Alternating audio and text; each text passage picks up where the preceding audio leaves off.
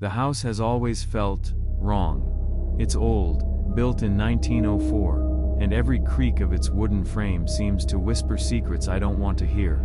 For the last 12 years, I've lived here, but I don't think I'll ever get used to it. My siblings and I, we've seen things, heard things, and felt things that don't belong in this world. Some of the stories we tell are more than just stories. They're things that make your skin crawl. But the one that gets me the most, the one I can't shake, happened to my brother. It was about 10 years ago. My brother and his friends had started a garage band, playing a mix of Spanish rock, alt rock with a twist of something dark, something unsettling. They'd meet up on Sunday afternoons, those boys, getting lost in the music, practicing for hours. They'd always stop by 8 p.m., about the time I'd get home from my graveyard shift. I'd stumble in, tired and half dead, while they'd be loading up the car, getting ready to leave. It was late fall, the kind of dusk that feels like the world is closing in on you, and the days were getting shorter, shadows creeping in earlier than usual. That night, they finished their session, as they always did, and decided to head to someone else's place.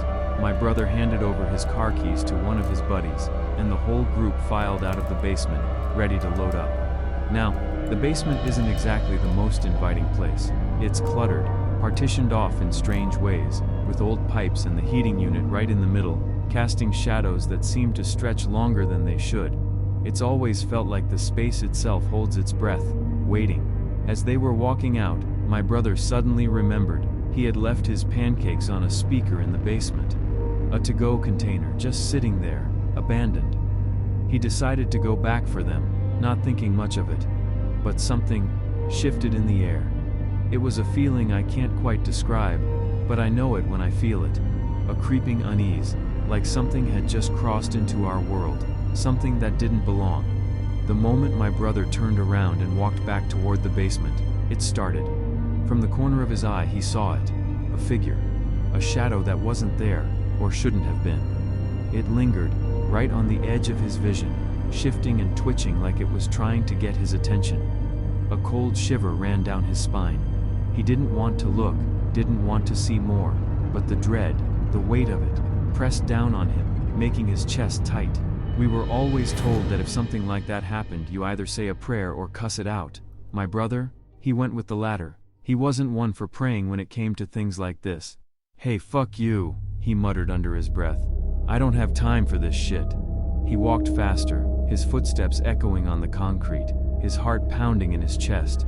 He passed the boiler and the heating unit, closing the doors behind him, flipping switches off as he went, the basement sinking deeper into darkness.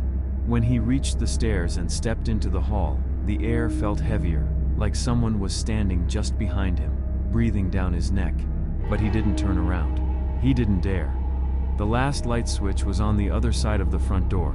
He flicked it, plunging the room into darkness. A single street lamp outside spilled amber light through the front door, casting long shadows across the floor. As he stepped outside, he pulled the door closed behind him, the sound of the latch clicking like an exhale. His breath came in short bursts, like he was running, but he wasn't. He jogged down the porch steps, still holding the food container in his hand, moving quickly toward the truck where his friends were waiting. He was shaking his head, laughing at himself, thinking how ridiculous he was for getting spooked over nothing. He got into the driver's seat, buckled up, and started to shift into gear, ready to leave that house behind for the night. But then one of his friends turned to him and asked, "Hey, wait, what about your brother? Isn't he coming with us?" My brother frowned, his hand on the wheel.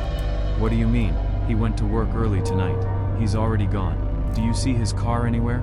The friend glanced around, his eyes wide. "Then who was walking behind you when you were leaving the house?"